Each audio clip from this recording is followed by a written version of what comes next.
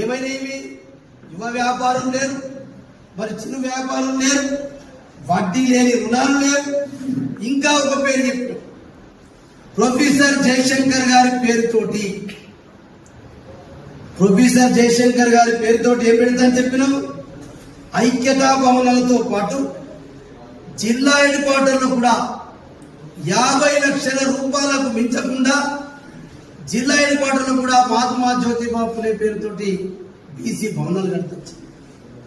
అదే రకంగా మళ్ళా ఇంకా దీంతో పాటు ఏం చెప్పిండు, ఈ భవనాలలోనే ఒక కన్వెన్షన్ ఏర్పాటు చేసి, అంటే కన్వెన్షన్ హాల్ కట్టి దాంట్లో ఆ కన్వెన్షన్ హాల్లోనే స్టడీ సర్కిల్, లైబ్రరీ, దాంతో పాటు క్యాంటీన్, బీసీలకు సంబంధించినటువంటి బీసీ కార్పొరేషన్ ఆఫీస్ జిల్లాది కూడా అదే కాంప్లెక్స్ లో ఉంటది.